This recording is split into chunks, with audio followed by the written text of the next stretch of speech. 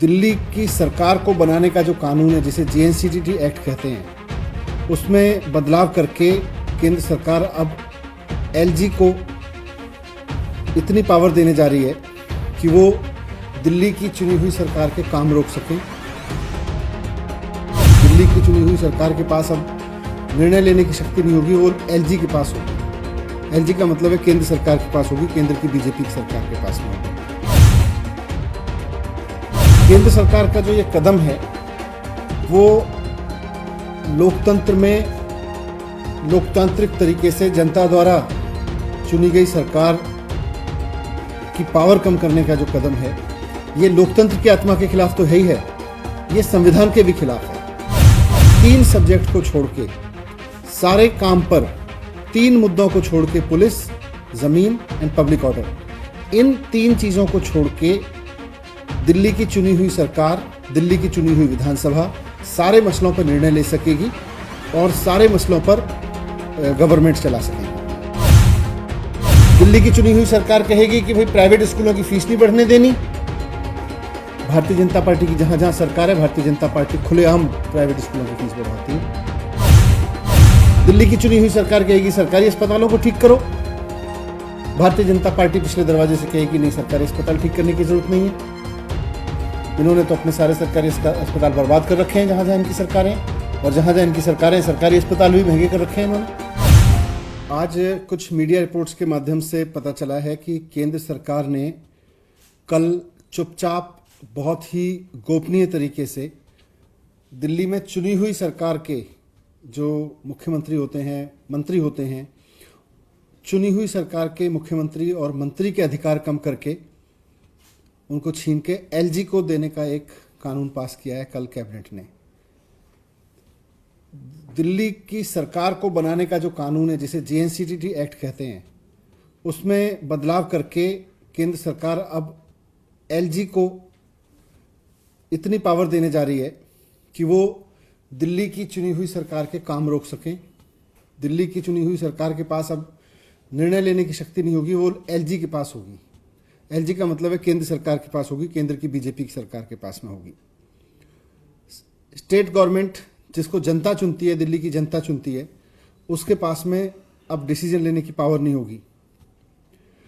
और बहुत ही गोपनीय तरीके से, बहुत चुपचाप खुफिया तरीके से कल इन्होंने ये कैबिनेट में कानून लेके आए और उसको पास किया।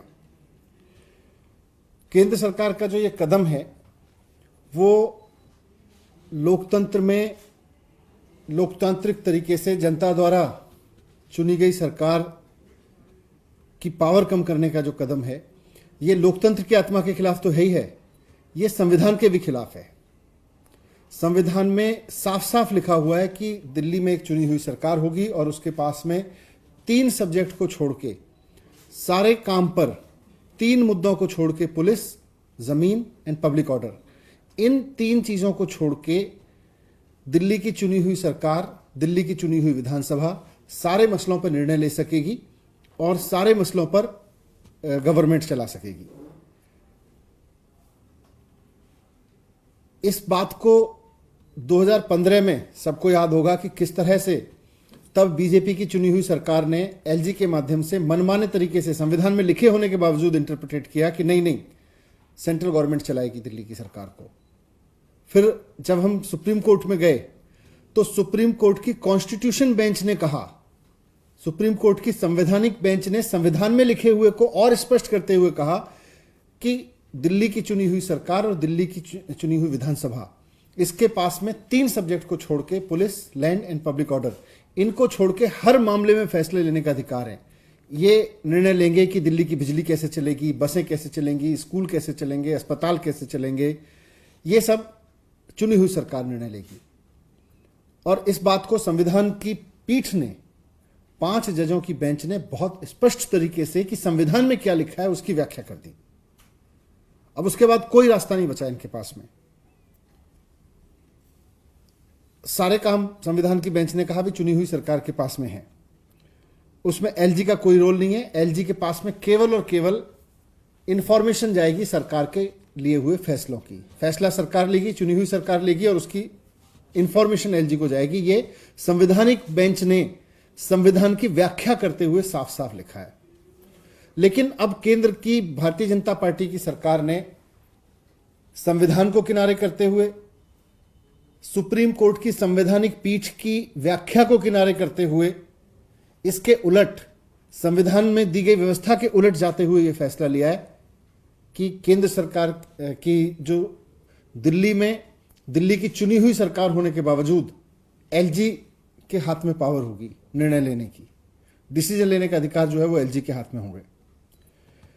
ये एक तरह से भारतीय जनता पार्टी पिछले दरवाजे से दिल्ली की जनता पे शासन करना चाह रही है। 3 बार दिल्ली का चुनाव हार चुकी है भारतीय जनता पार्टी।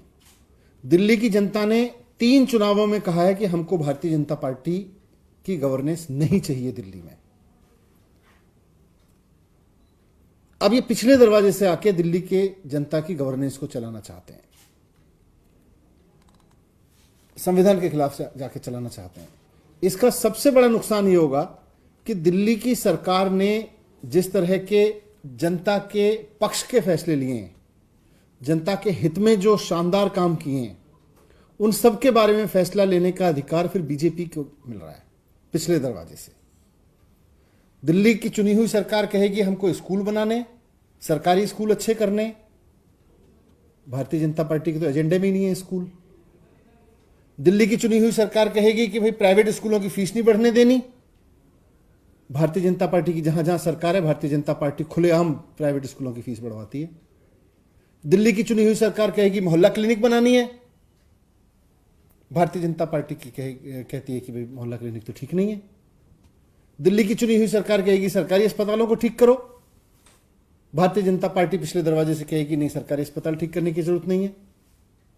इन्होंने तो अपने सारे सरकारी अस्पताल बर्बाद कर रखे हैं जहां जहां इनकी सरकारें, और जहां जहां इनकी सरकारें सरकारी अस्पताल भी महंगे कर रखे हैं इन्होंने।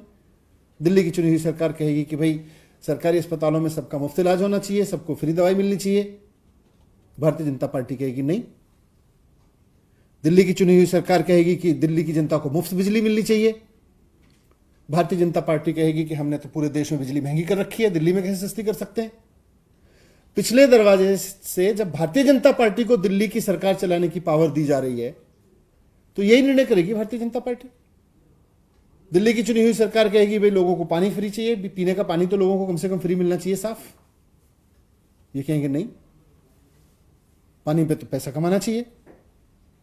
दिल्ली की चुनी हुई सरकार कहेगी कि बसों में महिलाओं के लिए फ्री यात्रा होनी चाहिए, ये कहेंगे हम तो इसके खिलाफ हैं, ये तो नहीं होना चाहिए। आपको याद होगा कि 5 साल पहले 2015 में जब तक सुप्रीम कोर्ट की संवैधानिक पीठ की संविधान के बारे में व्याख्या नहीं दी थी, सुप्रीम कोर्ट ने स्पष्ट नहीं किया था कि संविधान में जो लिखा हुआ है उसमें दिल्ली की चुनी हुई सरकार के पास अधिकार है, तब तक इन्होंने हमारे सारे काम रोकने की कोशिश की थी।